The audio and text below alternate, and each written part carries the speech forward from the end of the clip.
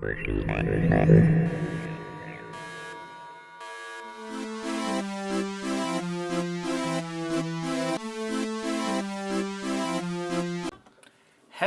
everyone, and welcome to Geek's Refuge.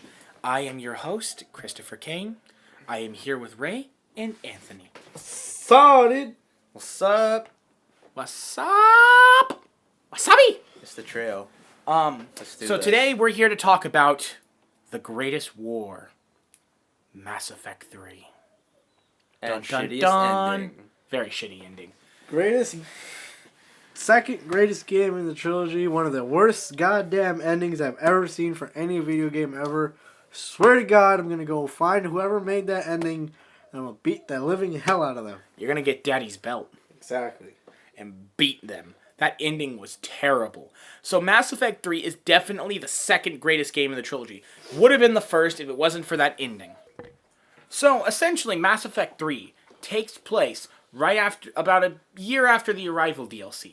And essentially, you as Commander Shepard are being put up on trial for war crimes. Woo! It's not like we saved the galaxy freaking twice. Yay! War crimes. War crimes are just the best thing, aren't they? Yep. Apparently, you're not supposed to murder people to save people from the Reapers. Nah. Well, as you're being put up on trial, guess what happens?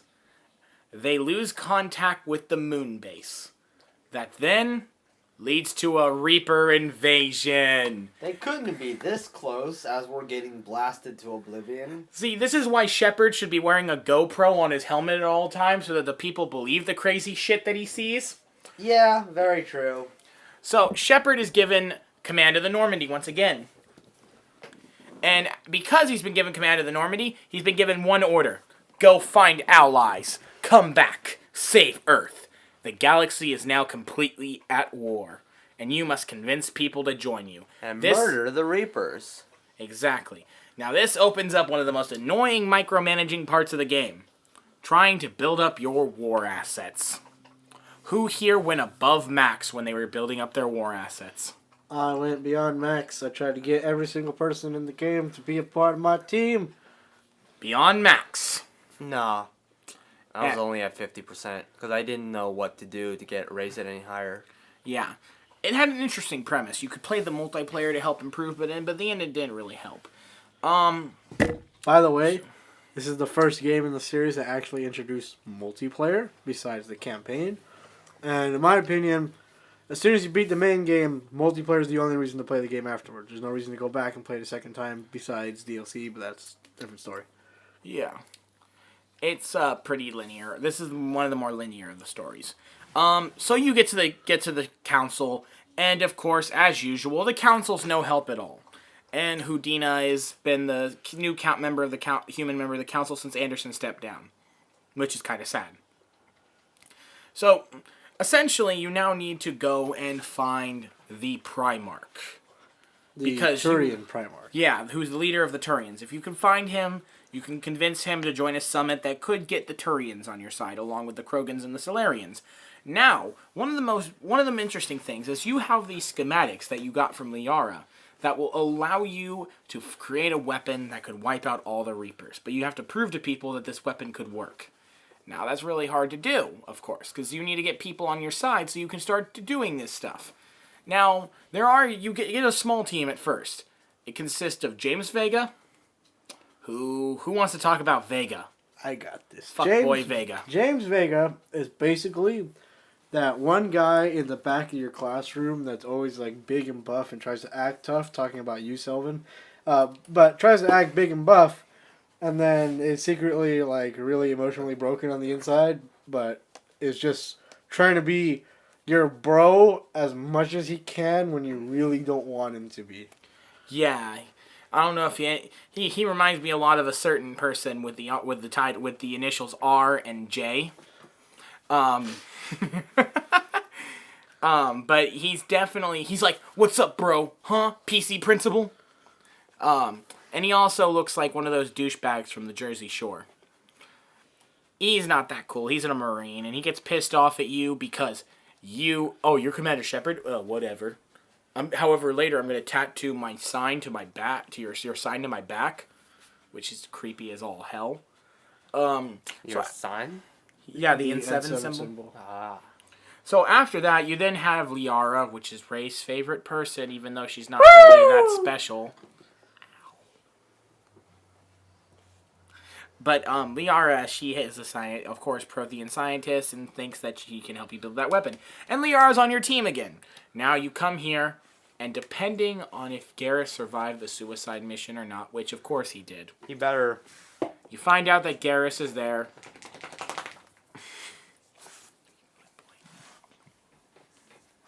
So Garrus, sorry, my dogger. Doge.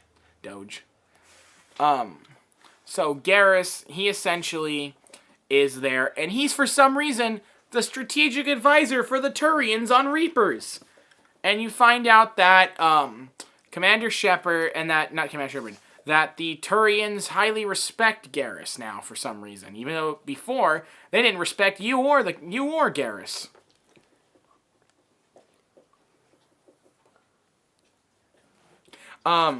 So I'm gonna let Ray talk real quick about Garrus, then Anthony talk about Garrus, and then me about Garrus. Alright, so by this point, Garrus is your best friend. You guys have cemented your relationship as basically gay bros for life. Like, if you never ended up romancing anyone throughout these games, you basically ended up romancing Garrus because you basically turned gay to each other because you're that freaking close. But anyways, Garrus by this point is... And you always take the shot. Yeah, Garrus by this point is a lot more, like, I guess you would say, sassy about everything. And he, like, kind of doesn't take anything that too seriously until it gets, like, really heavy. However, he's always so busy with his calibrations. Goddamn calibrations. Can you not get another 0.34 out of this? Try it again. 0.38. How did you do this? A little Turian secret. Then he did the 0.310. Oof. Yeah, somehow he's always improving everything, even if it's microscopic. And that's because he's a badass. He went on from Dirty Harry to Space Batman to now Space, I don't know, Rambo. Nah, Not Rambo Space didn't really, Rambo. Rambo wasn't much of a leader. Either way, he went from Space Badass to Space Badass.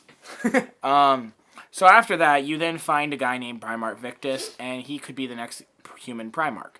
This is when you find out that your ships are not human, Turian Primarch. Yeah. Sorry, brain fart there. So, meanwhile, you also find out that your ship's AI, Edie, decided to download herself into a sexy robot body, as Joker likes to put it. For some odd reason, the robot that you meet ends up having, like, the perfect quote-unquote female body, and then she just puts herself in it, and it's like, whoop. That's how you get views. Not gonna lie, I don't actually like Edie as a like team member all that much. Why? I think she just fits a support role on the ship better. You play an engineer, Edie and Tali are like your go-to people. Anthony? Tali and Edie? Garrus. I'm talking about like Edie though. I never used Edie. Also, another thing. Kelly Chambers has now been replaced with Samantha Taylor.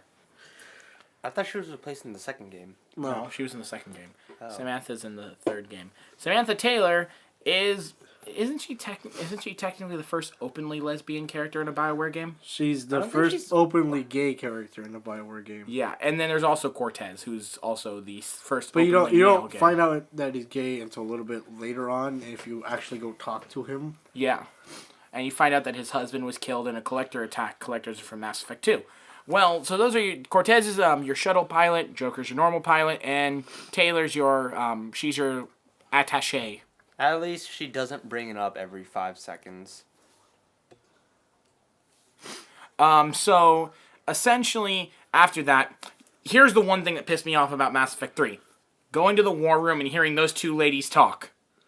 Oh, okay. So in this game, there's in all three games, there's the war room. You can go to it, so you do whatever the hell you need to do. In Mass Effect 3, for some reason, they felt it was a good idea to split the front half of the ship and the back half of the ship by a loading screen, but they disguise the loading screen with a bioscanner. And at the bioscanner, there are two soldiers there, two female soldiers on opposite sides of the bioscanner. And they talk every single time you go there. And you would think, oh, it's a bioscanner, you stand there for maybe 2 seconds and then you're through. No, you stand there and you wait half a minute until they eventually stop talking and then they let you through. Yeah, the whole galaxy's at war. Oh, wait, gotta wait through the bioscanner.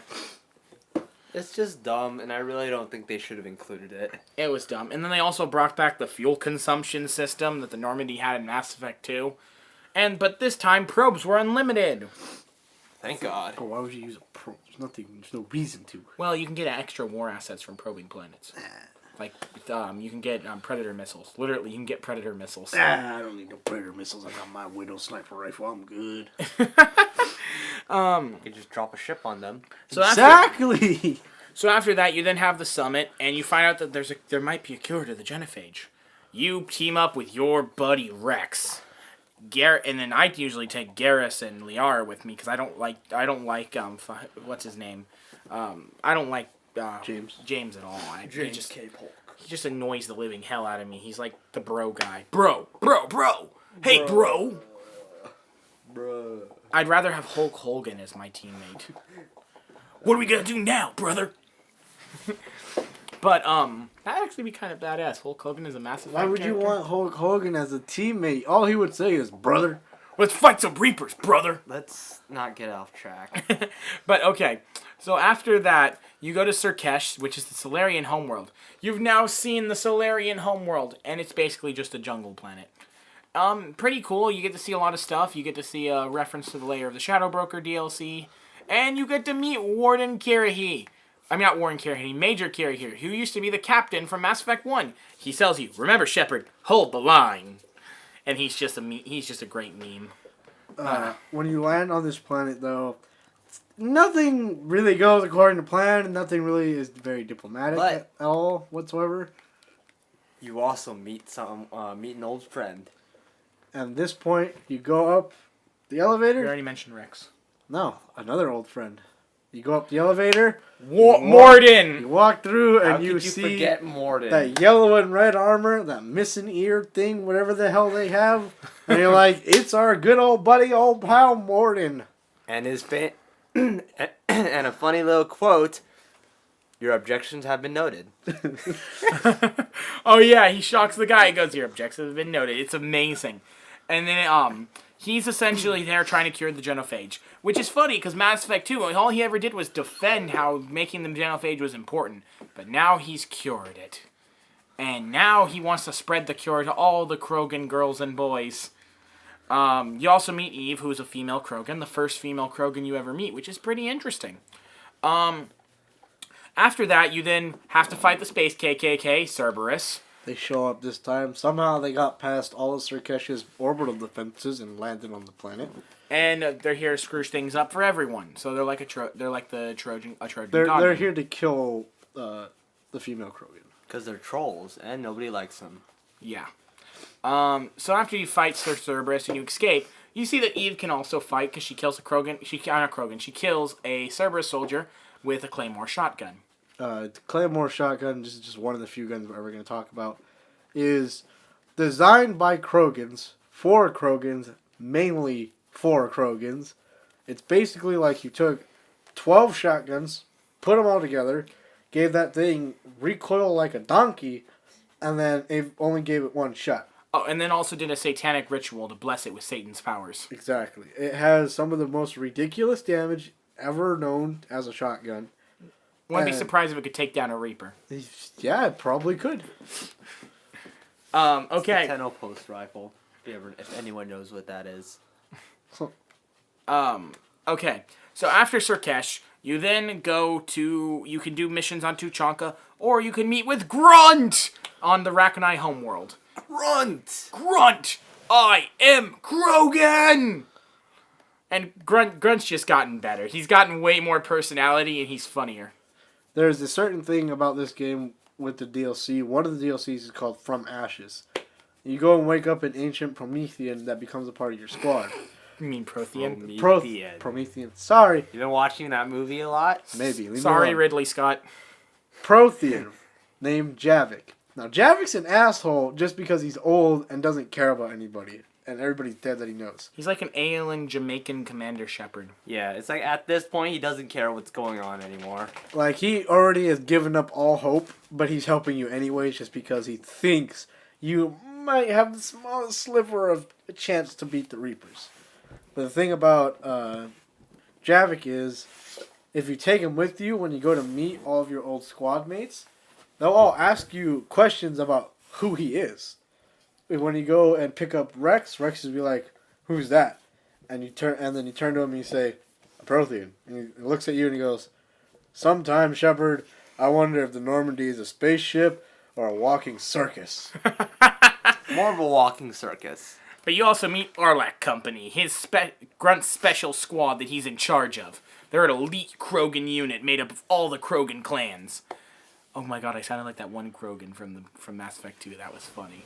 Okay, so after that, you then find out that the Rachni are being influenced by the Reapers, and you have to stop it. You could save the Rachni Queen, and you fight a new Reaper enemy called the Ravager. I think it's the Ravager? The Ravager. Yeah. Who are really stupid. They're basically Rachni artillery. It's like, I hate them so much. I have a sniper, so I never have a problem with them. And they have like ball sacks that you have to blast open, and little aliens fall out everywhere. Little mini Rachni pop out, and they like have poison blood, and they're annoying to kill. Yeah. Very.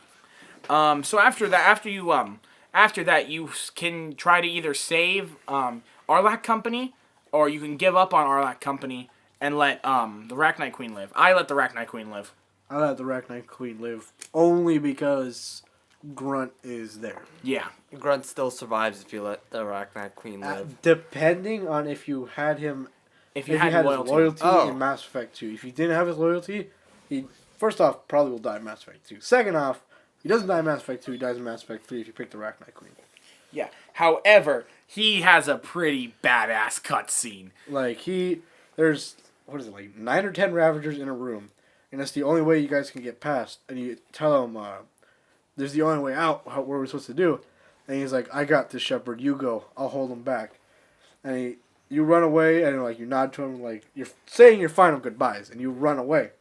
And then he's like, "It's time to do this." And he turns around and runs into the corridor, and with his shotgun yelling at the top of his lungs, he goes and shoots everything, beats it up with a shotgun after he runs out of rounds in his shotgun, rips off the leg of another one, beats that one in, and then tackles one off a cliff, and he quote-unquote dies. But then, as you're ending the mission, he comes out of a cave covered in blood. You get him back on the ship, and the first thing he says is, "Anybody got any food?" "Yeah, anybody got something to eat?" Yeah, Krogans eat a lot. I fucking love Grunt. He's amazing. It just shows what he does a lot. He does a lot of grunting because he does a lot of punching. And so after Grunt, then you can go to Tuchanka, and you can do a mission where you have to help Primarch Victus's son. Primarch Victus's son's gonna die no matter what you do. You can't save him. But you stop a bomb from blowing up. Yeah, which could have started another war between the Krogan and the Turians. And this is also another major decision in in Mass Effect 3 that can affect your relationship with other species. If you find out about the bomb, because Primarch Victus tells you about the bomb, but you can also not go do anything about the bomb and it will blow up. And if you do that, then Rex will eventually find out you knew about the bomb but let it blow up. And that leads to a whole different thing. So most people suggest that you go do and save the Krogan colonists there and disable the bomb, even though you're sacrificing Primarch Victus' son. Yeah. And Primarch Victus is actually pretty proud of his son, even though he's sad that his son's dead. So who here actually did the bomb mission? I always did the bomb I always do the bomb mission. Yeah. And then that's when you go to Tuchanka. You deal with Reeve, you kill the first bit of Reaper blood shedded on Tuchanka, and you bring honor to your name. That's when you go and you hear a speech from Eve. Where's my phone? It's a great speech. Essentially, it's all about how Krogan let their old wounds fester. And Fester. Basically, all the Krogan clans showed up to the sacred meeting area to discuss how they're going to kill the Reaper that's on Tachanka. The thing is, Krogans kind of act like barbarians. They have different clans that don't like each other, but they have to be unified. They'll sing battle songs about this someday. Reaper blood has finally soaked our soil. We have to get to the Shroud. The airstrike is on its way. Female safe, Shepard. Vitals are strong. What's a Solarian doing here? Nobody said anything about this. Multiple Krogan. Problematic. There's no time for this. Whatever grudge you have against Solarians ends right now. As long as it involves a bullet in his head. Time for some payback. Stand down, Reeve. The Solarian is with me.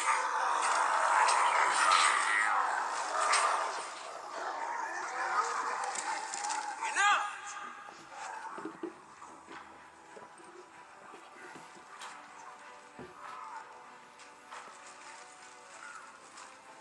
You can stay here and let old wounds fester as Krogan have always done. Or you can fight the enemy you were born to destroy and win a new future for our children. I choose to fight. Who will join me? I will. And so will I. Now hold your heads high like true Krogan. There's a Reaper that needs killing. That's how Krogans give speeches. All about how they need to kill a Reaper. So after that speech, you then go to fight the giant Reaper that's protecting the Shroud. That will, if you can get a hold of the Shroud, you can then release the cure and save the Krogan.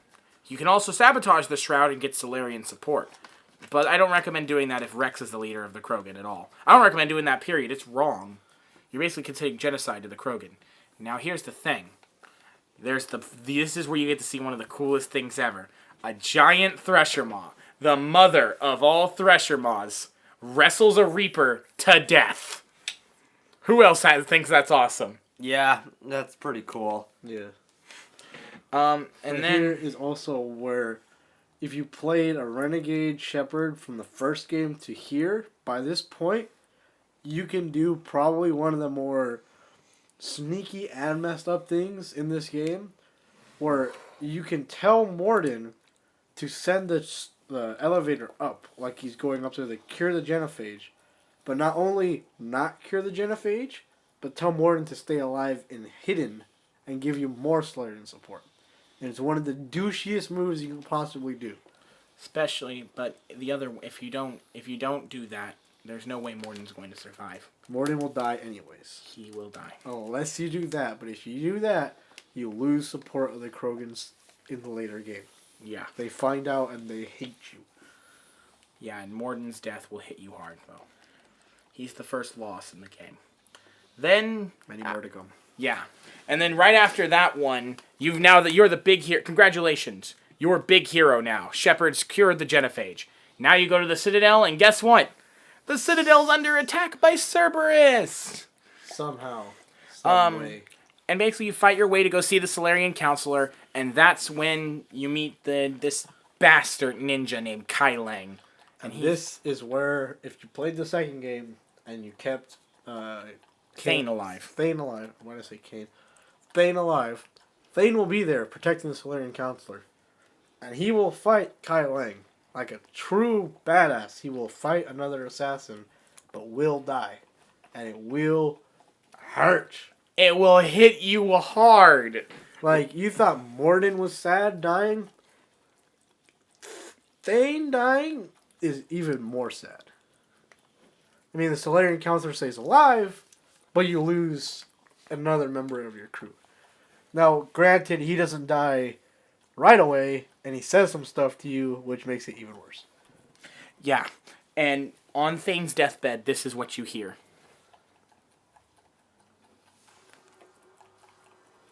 Not clop, clop, clop, clop, clop, clop, clop.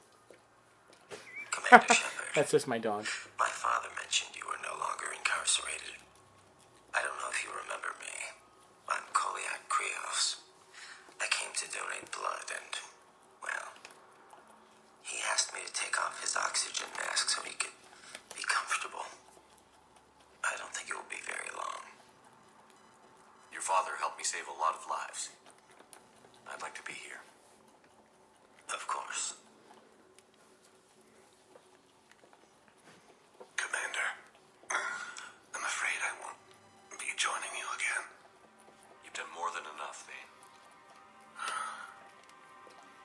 Thompson should be embarrassed.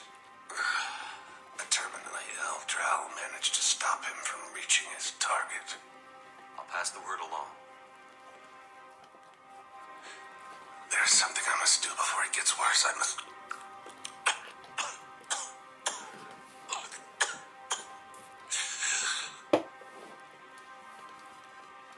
Kalahira, mistress of inscrutable depths, I ask forgiveness. Kalahira, whose waves wear down stone and sand. Kalahira, wash the sins from this one and set him on the distant shore of the infinite spirit. Kolyat, you speak as the priests do. You have been spending time with them.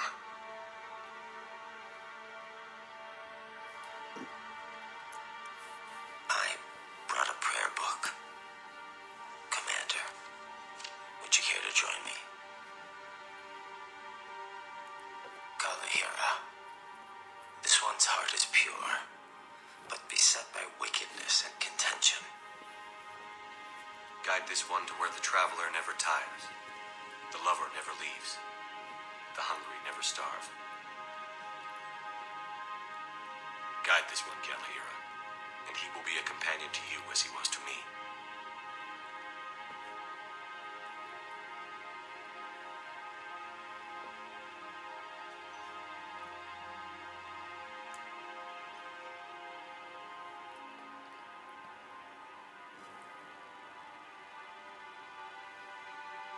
Kolyat, there's something I don't understand. His last moments were those of a hero. Why pray for salvation? The prayer was not for him, Commander. He has already asked forgiveness for the lives he has taken. His wish was for you. The feels, man. The feels. Like, it's sad because you think you're giving him a prayer. And then he dies right there as you're talking to his son Kolyat. And then you ask him, why are you giving him a prayer of forgiveness? Why he died a hero. And then Kolyat tells you that his final wish was for you to get forgiveness for the things that you've done. And that hits you right in the heart. It's like, frick. Yeah, and then after that, that's when you go to help the Quarians fight the Geth on their homeworld. And that's where you run into Tally! So Tally's back, and if you romanced her, it's pretty funny. You then fight on a Geth dreadnought. Tally comes with you. You hear some flirting. It's pretty adorable. It's adorbs. Of course, Ray's now sitting here shaking his head all in shame, but he's into like squid people. So Tally is annoying. Tally is awesome. You're into squids, so I don't want to hear it. So Tally. He's not Japanese, by the way. So that's when you then go help Tally save Rannoch. And it's similar to the Tuchanka missions. You can help Legion, who was the Geth on your team in Mass Effect 2. You can help him recover the help him and learn the history about the Quarians. Anyone want to talk about the history of the Quarians real quick? Really simple. Quarians created the Geth to help them build on Rannoch. The Geth started becoming a lot more self-aware, and then the Quarians wanted to smash that self-aware AI that they had in them and have them be just builder bots. And then there were some Quarians that thought that the Geth should be free. They should have their own, basically like their own little part on Rannoch where they can live and be free-thinking beings, which led up to the civil war between the Geth and the Quarians, which led to the Quarians being kicked off of Rannoch and becoming nomads in space, and the Geth taking over Rannoch and making it their own home. Yeah, and so after that, you then can save the captain of the Quib. Admiral Chorus. He's actually probably one of the coolest Quarians. You think you're gonna hate him in Mass Effect 2, but then in Mass Effect 3, you end up liking him while you hate Admiral Geralt for the shit Geralt does. Admiral Geralt basically doesn't care about Shepard or his crew. He wants to just blow up all the Geth and get Rannoch back. Even though in Mass Effect 2, it seems like Geralt's the more compassionate one. Yep. A complete 180 of the two characters. After that, you then go to fight on the Reaper base, and you go and fight, and guess what? You kill a Reaper By yourself. well. Not by yourself. You have the help of an orbital laser cannon. Hey man, look. I don't care if I pulled the trigger or if I had a giant space laser with me, I killed it by myself. He did. You gotta admit, Shepard did have to be the one to do all the aiming. It was amazing. Basically what they did was the Normandy has its own guns, but they are not even close to strong enough to damage a destroyer, which is a different version of a Reaper. And that's what was on the planet.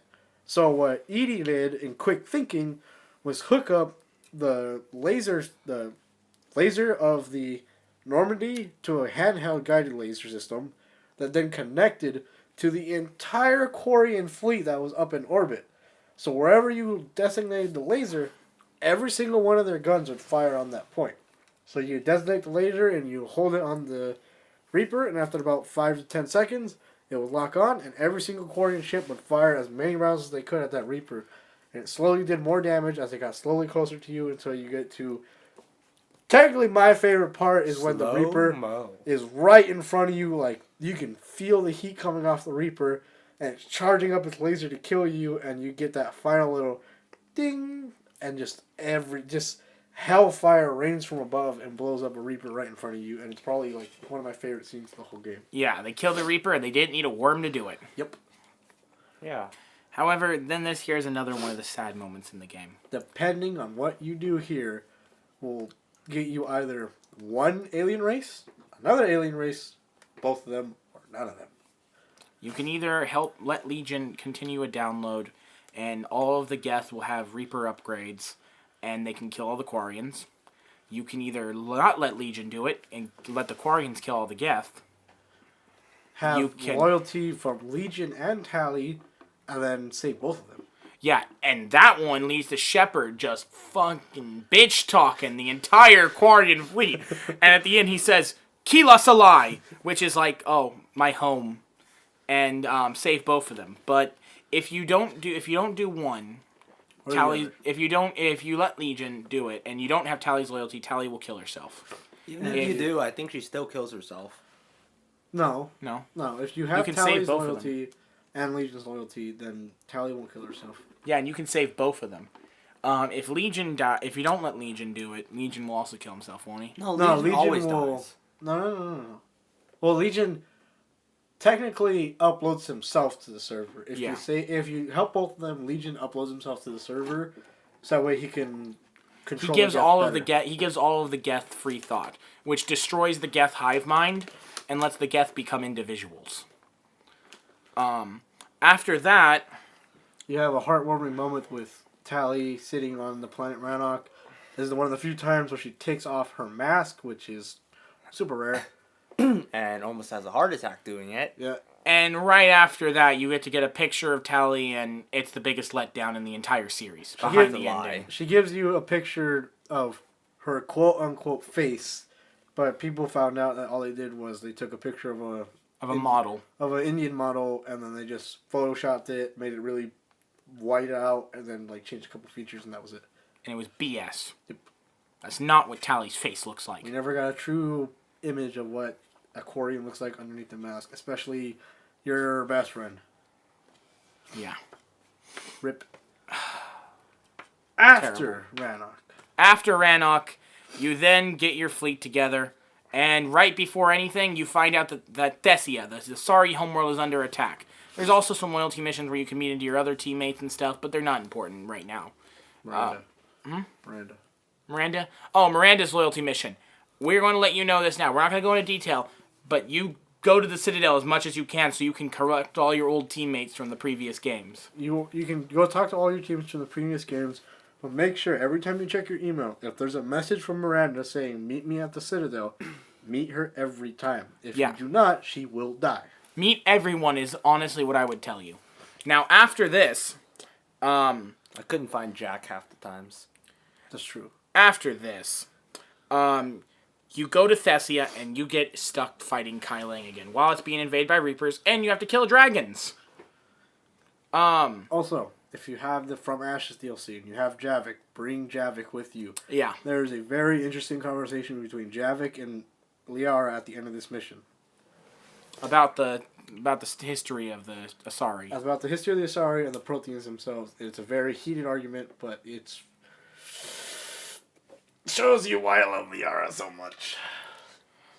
But after all that, Kai Lang gets away with the thing you need. So now you find out, you go to Horizon, which was a major planet in Mass Effect 2, fight things, find out that the freaking Cerberus has been experimenting with Husk and turning their soldiers into Husk and trying to study Reaper indoctrination to try to control the Reapers. You find out the Elusive Man's base. If you do not choose to do these things with Miranda, Miranda will die on Horizon. You go to the Elusive Man base. This is the beginning of the end, the final battle. You destroy the Elusive Man base. And actually, that's a cool part of the mission. Yeah, you blow up the, what is it called? It's the Cerberus base. I forget, it has a special name, but this is the final mission, so if you have any DLCs, I'd suggest you play the game up until this part, then go do all your DLCs. Because, one, you'll get war assets, and two, you'll actually get to experience the DLCs without having to finish the game first. Two, there's also the Citadel DLC, which is one of the greatest DLCs of all time. We're going to have a whole little mini episode about that one. I mean, we could talk about it really quickly. Okay, basically, Clone of Shepard tries to assassinate you. You go through some really cool stuff, and then you also have to get some really good, close, intimate times with all your teammates, including throwing a massive rager. And you have a party. That's what I was saying by throwing a massive rager. Call it a party. You throw them a party. Also, there's this one really cool one with Grunt, where if you find Grunt hungover, find out everything he does, and then you find out that he crashed a police car into a noodle shop to buy noodles. You eat the noodles, and you can tell the guy, like, this Krogan is part of a secret Spectre operation called Operation Raven Cobra Claw, and Raven save Grunt. Cobra Claw. Yeah, and then you ask Grunt, so how are the noodles? And Grunt goes, kind of spicy. Ha! I love you, Grunt. And that's the end. Yeah, the Citadel DLC is just amazing. It's basically the proper ending to the game. Yeah, and it's basically, it was their way of apologizing. Hey, sorry our ending was shit, guys. Here's the DLC. By the way, after this episode's done, I have some bad news I need to tell you. Oh, God. So after... Everybody died. Okay. So after you do that, you fight and you kill Kai Lang. This is the renegade option that if you don't choose, you're a heartless person. Alright, you're in the Elusive Man's chambers, or his quote-unquote chambers. A wounded Kai Lang comes up behind you, about to stab you with your sword. Renegade option pops up. You turn around and you impale him with your Omni Blade. And you look him dead in the eye. And you say, that was for Thane, you son of a bitch. Possibly my second favorite moment out of the entire game. That was amazing. What's your favorite? Oh yeah, the death of the Reaper? No. That's my... Well, like, it goes... Death of the Reaper... Or it goes... third is Kai Lang. Second is Death of the Reaper. First is the very ending when you're running towards the...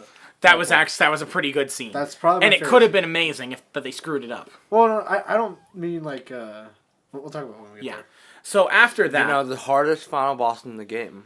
Very hard final boss. We'll get there. We'll tell you about it in a minute. So after that, you then go to Earth. And guess what? All of the assets you come with, you take your fleet, and the battle for Earth has begun. The most anticlimactic cinematic I've ever seen in my entire life takes place. But it would have been badass. Because you, like, spend all this time gathering all these war assets. Like, you get, if you save the Rachni, you get the Rachni. If you save the Geth, you get the Geth. But then, when you show up with your fleet, you see Quarians, Turians, Asari.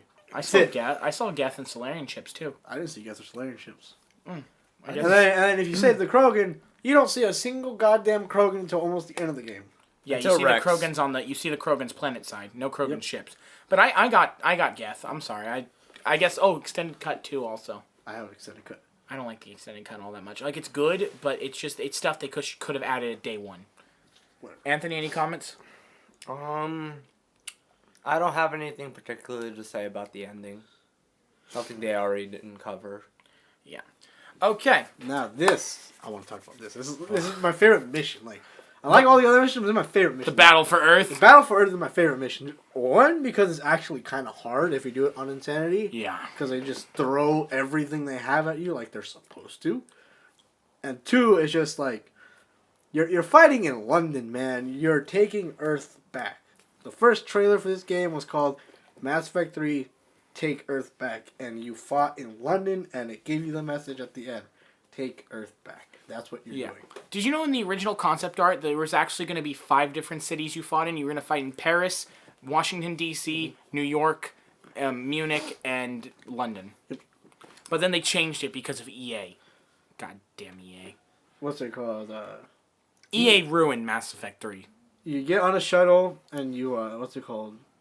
You fly in, you fly down right onto London, right in the middle of the hot zone. You don't even get a chance to breathe. Right into the battle. There's enemies everywhere. And you get to use a weapon named after me. Yes. The M900 Cain. It's actually spelled C-A-I-N. It's a nuclear bomb launcher. It's not very good, but anyways, you fight through all the enemies, kill a lot of things. This is a point where if you haven't talked to your crew a lot, this is where people will start dying quickly and falling like dominoes. Your shuttle pilot, Cortez, if you don't go talk to him every time, don't go visit him when he asks you to go visit him, he will die right here. He will pilot the ship, he'll get attacked by Reaper forces, and he will crash. If you go talk to him, he will manage to escape them, crash, but survive the crash. Past that point, you get to your base.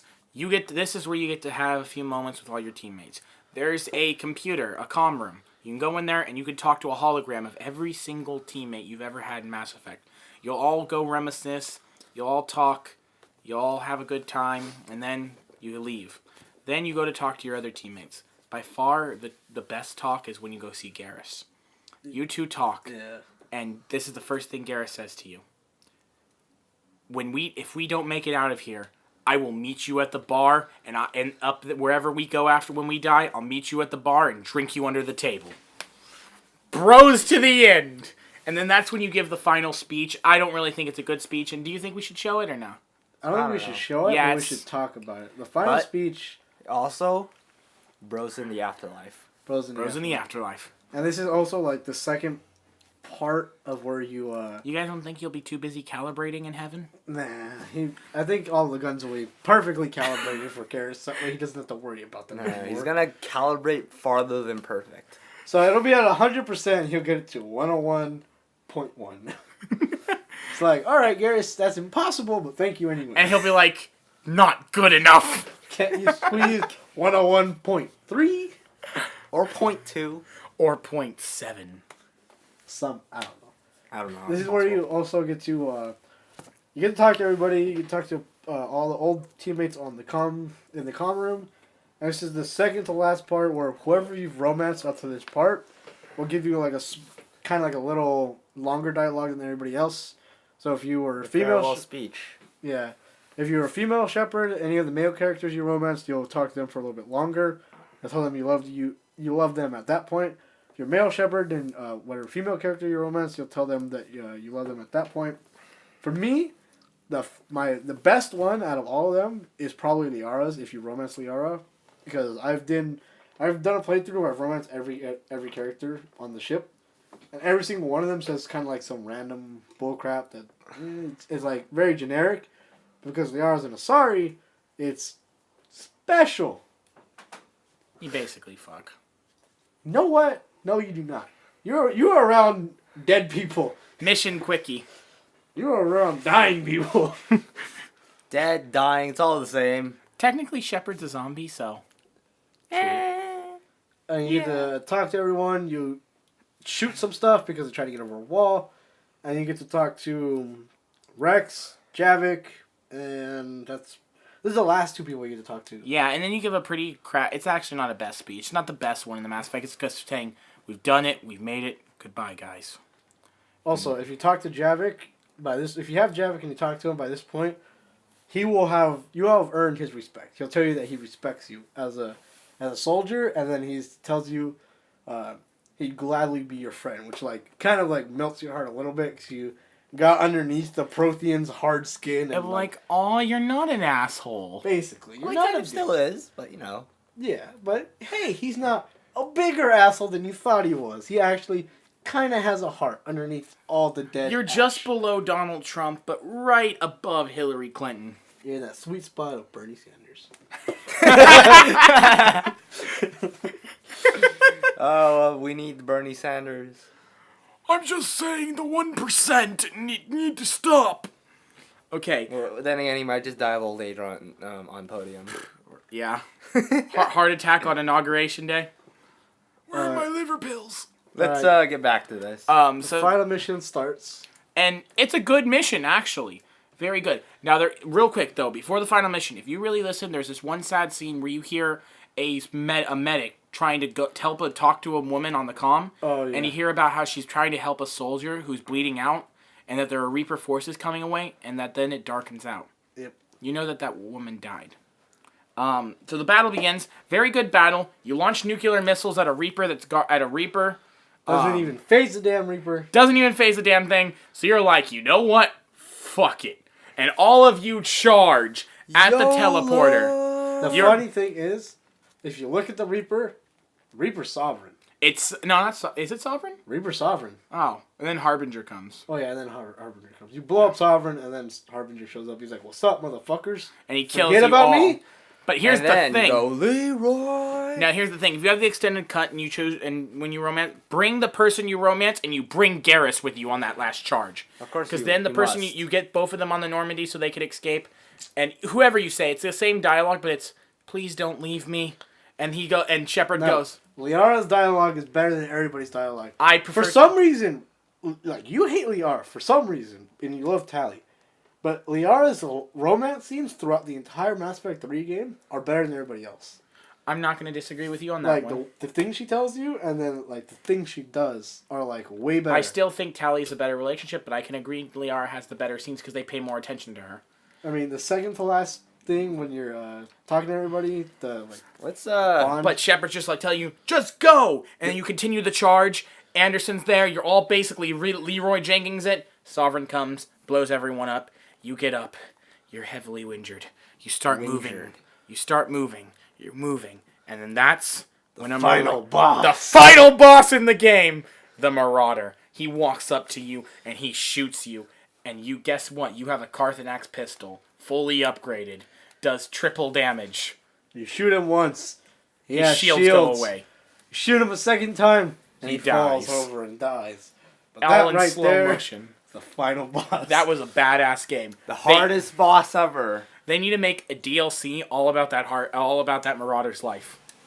The Marauder's morning. Oh my god. And then you go through the teleporter. You basically enter a scene from Point Horizon or Dead Space. It's very disgusting. Lots of dead bodies everywhere on the Citadel. You find Anderson and you find the Elusive Man. The Elusive Man is pretty much fully indoctrinated by this point. He's fucked up. His face is all fucked up, and you can convince him to kill himself. This is calls back to the first game. When you convince Saren to kill himself. Like, if you convince Saren to kill himself, by this point you can convince the Elusive Man to do the same thing. He does, and he says the exact same lines too in a little bit. He goes, "I can't do that, Commander. I'm sorry, Shepard. Bam. Thank you." And he shoots himself. And then you and Anderson have a touching moment. And this actually, I'm not gonna lie, if Shepard, this part made me cry. yeah. Now let me hear me out on this. If you activate the thing and kill all the Reapers, and Shepard would have died there, and if it would have worked there, I actually would have said that would have still been a good ending. Even if though Shepard died, it still would have been the galaxy saved. You Reapers did are it, gone. but you sacrificed yourself. That would have been a good ending, and that should have been the true ending. But no. You then get wakened up and you meet a ghost kid, who I'm pretty sure is the freaking kid from Dragon Age Origins. You know, the kid you have that's supposed to be a god? Yeah. And, of course, he tells you, "I am what's come before. I am the robot that's here to tell you your future. Ba ba boop." Basically what he does is he gives you possibly the worst decision BioWare could have ever made for an ending of all time. He says you have 2 options, technically 3 options if you play the game a second time on the same character. I do synthesis. And actually there's 4 options. Well, yeah. The first option is the left option. It's called the control option. It's what the Elusive Man has been trying to do since you first met him. He wants to control the Reapers. And this is the actual way you get to control the Reapers and you get to make them do what you want. You become a Reaper. Second option is on the right, which is the destroy option. It's what Anderson wants you to do. It's you do this option, all the Reapers explode. All the Reapers die. You kill everything. However, you also kill Edie. And that means you destroy Joker's only chance of getting a boner without breaking every bone in his body. And you kill all the Geth. And yourself. Yeah. And yourself. Well, actually, Well, no. you If you kill have all the your- assets, Shepard survives. Oh, yeah. Shepard will technically survive. Yeah. Or the synthesis option, the one I choose because it's like, you know what? It sounds like the best ending, but it's still a shitty ending. Or you can be that guy and go and turn around, Shoot look the at kid. and be like, you know what? Fuck you. Bam. Shoot the kid and the whole galaxy dies. Exactly. Are you serious? Yeah. That's the fourth ending. Shoot the kid, and he'd be like, you know what? Screw you. I gave you an option. You didn't choose it.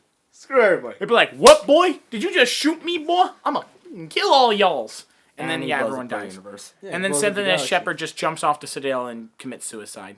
But Synthesis turns all synthetic life and makes it fully self-aware, so they're basically their own living beings. And all organic life into synthetic life. Well, not synthetic, but They mix synthetic and organic together. so that way they can understand why synthetics do what they do. Yeah. It's pretty bad. Communist ending. It's a pretty shitty ending. And then there's the whole scene with Buzz Aldrin. Well, there's the whole scene with Buzz Aldrin that comes after. Once you kill yourself, there's like a big blast that comes out of the Citadel that sends the wave of energy that does everything.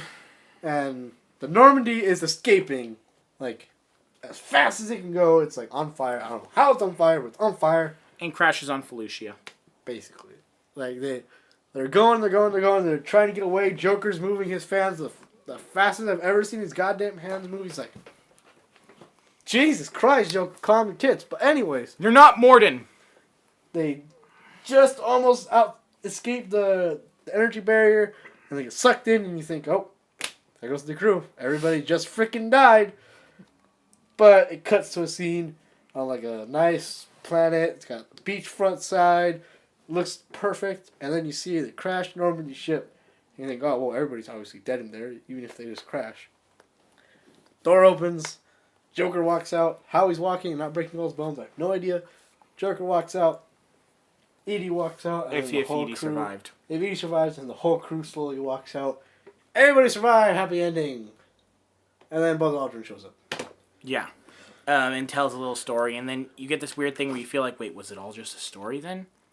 And it's terrible. It's freaking terrible. And it was only just a dream. And the closest thing to a good ending you get is probably Destroyed because Shepard survives.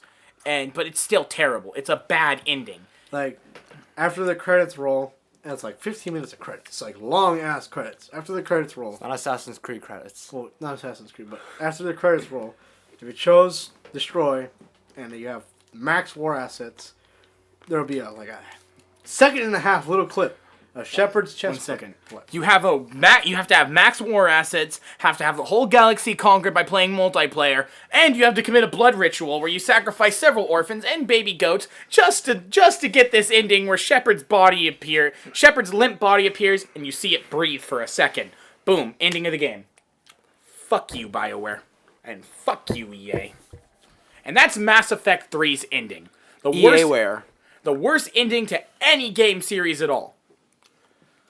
They got so bad, one guy actually threw a Molotov cocktail at the EA building. Yeah. People did not like this ending. They thought this was possibly the worst thing they could have ever done to end one of the greatest video game trilogies of all time. Yeah. And they tried to cop it out by doing the extended cut DLC, which was just complete shit.